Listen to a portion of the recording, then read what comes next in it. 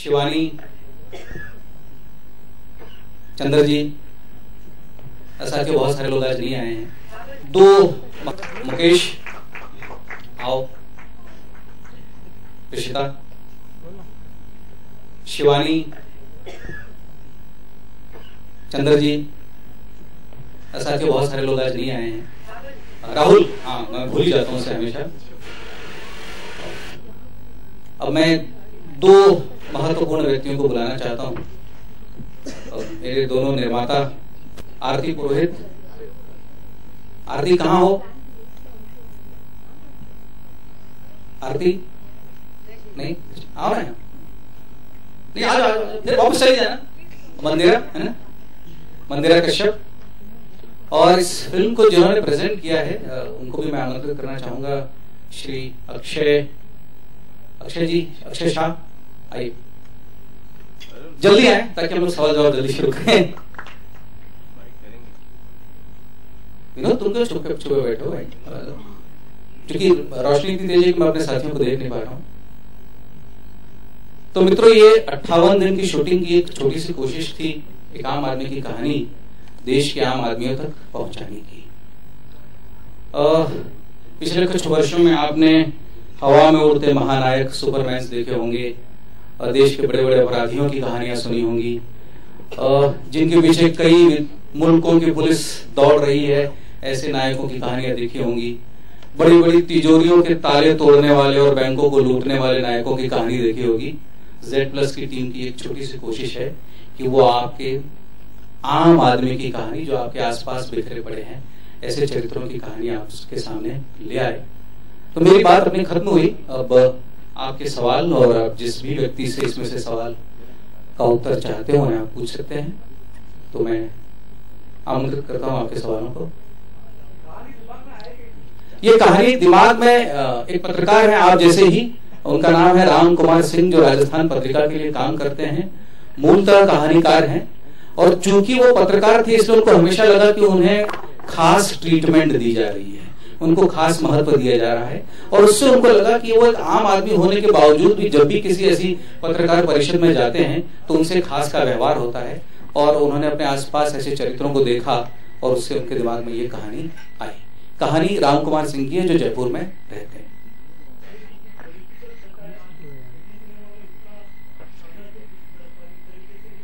जी, एक तो जो आपने कहा कि इस तरह की कहानी हमारे हिंदी सिनेमा में उसके लिए कोई जगह ही नहीं होती है, इसलिए मुझे अच्छी भी लगी। और दूसरी, मैंने जहां से शुरुआत की थी, आप सबको पता होगा चाणक्य से। चाणक्य भी भारत का पहला प्रधानमंत्री था। इसमें भी जो आप कहानी देख रहे हैं वो एक प्रधानमंत्री की कहानी देख रहे हैं। मुझे लगता है जिस चीज का हमारे जीवन से सबसे बड़ा संबंध है, राजनीति। हम अखबार का पहला पेज जब हर सुबह पढ़ते हैं तो पहली जो खबर पढ़ते हैं वो देश की राजनीति की खबर पढ़ते हैं। जब रात को टीवी भी देखते हैं तो राजनीति की खबर देखते हैं, लेकिन उस पर सिनेमा नहीं बनाते। तो मुझे लगा एक ऐसी कहानी जिसका संबंध आपके जीवन से हर दिन पड़ता है। आपने पिछले कुछ सालों में कई सरकारें भी बदल दी। वो ताकत जिस आम आदमी के पास है वो राजनीति पर बनी फिल्में क्यों नहीं देखता, क्यों नहीं समाज बनाता। तो राम की ये कहानी मुझे इतनी अच्छी लगी, मुझे लगा ये चुनौती मुझको स्वीकार करनी चाहिए कि देश के सामने दूसरी या तीसरी राजनीतिक फिल्म मैं लेकर जाऊं।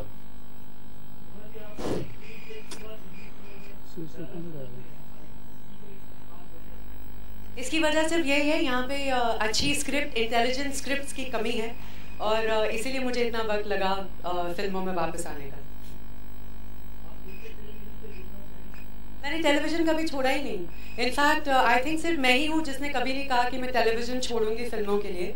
आई वॉन्ट टू बैलेंस बोथ। अगर मुझे अच्छी फिल्में और अच्छे टीवी शोज मिले so I would like to do that. कोई भी माध्यम किसी चीज़ के लिए मैं छोड़ना नहीं चाहूँगी। I am also doing theatre, तो सब कुछ ट्राई कर रही हूँ मैं। जी चंद्रप्रकाश जी, एक सवाल यहाँ से जी। ये कहानी कहा आपने कि आम आदमी की कहानी है, लेकिन पर्दे के पीछे लग रहा है कि प्रधानमंत्री की कहानी है जिसका चेहरा मोदी से मिलता है।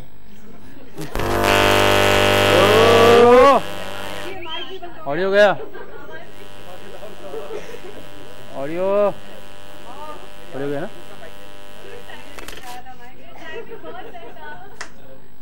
आगे चलो।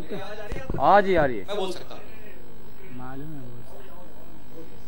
हेलो, हाँ प्रधानमंत्री इसका एक प्रमुख चरित्र है। जब वो स्क्रीन पर नहीं होते तो लोग उनकी बात करते हैं, और ये महज योगानुयोग है। मैंने कभी ऐसा नहीं सोचा था कि आपको जो चेहरा मोदी का दिखता है, मुझे वो चेहरा मोदी जी का नहीं दिखता। ये फिल्म जिसके पहले देश की सरकार बदली, उसके पहले ये फिल्म बन चुकी थी। 4 फरवरी को हम लोगों ने फिल्म की शुरुआत की थी, 4 अप्रैल को फिल्म की शूटिंग खत्म हो गई थी। देश की सरकार उसके बाद बनी है। दूसरी बात, मैं आपको यह भी याद दिला दूं कि इस देश में हर दाढ़ी वाला श्री नरेंद्र मोदी नहीं हो सकता है। सुशील मोदी भी दाढ़ी रखते हैं, यदि मैं आपको याद दिला दूं। अमित शाह भी दाढ़ी रखते हैं, नीतीश कुमार भी दाढ़ी रखते हैं, चंद्रशेखर जी भी कभी आपको याद होगा दाढ़ी रखते थे। तो कृपया इस देश के दाढ़ी वाले को नरेंद्र मोदी का चेहरा न दिया जाए, ऐसी मेरी आपसे प्रार्थना है। डॉक्टर साहब, कहानी राजस्थान की पृष्ठभूमि पर है जी। आपको कहानी में तो राजस्थान था ही, क्योंकि राजस्थान जी और लेखक हैं वो जी। आपको फायदा शायद ये हुआ होगा, वहाँ के संगीत का प्रयोग करने का आपको कितना फायदा हुआ है? सुखविंदर ने जब इसका म्यूजिक किया, सुखविंदर और नायाब, तो उनके दिमाग में एक थी कि हम राजस्थान को जब भी देखते हैं, हम राजस्थान की लोक कलाओं, लोक धुनों को ले आते हैं। तो वो चाहते थे कि एक प्रयोग करें कि बिल्कुल अलग म्यूजिक हो, लेकिन मैंने उन्हें रोका। मैंने उन्हें इस तरह का उदाहरण दिया कि जब भी कोई विदेशी सैलानी राजस्थान जाता है तो वो गिटार नहीं सुनना चाहेगा, वो रावण हत्था सुनना चाहेगा। तो जो वहां की लोक धुन है या जो वहां का लोक संगीत है, वो फिल्म में रहे। तो सुखविंदर, जैसा आप जानते हैं, उन्होंने उसी के आसपास काम किया है।